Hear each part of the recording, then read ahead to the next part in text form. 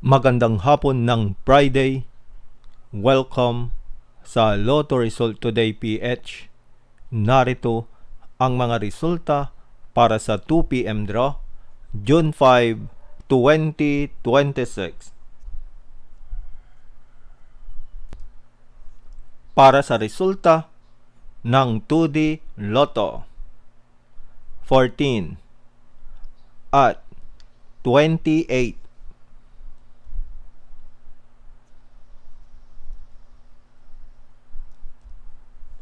Heto naman ang summary ng resulta ng 2D Lotto kahapon.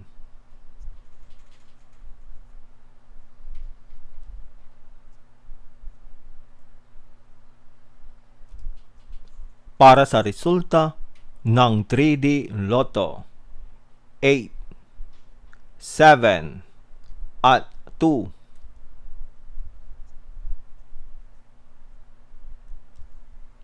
Heto naman ang summary ng resulta ng 3D Lotto kahapon.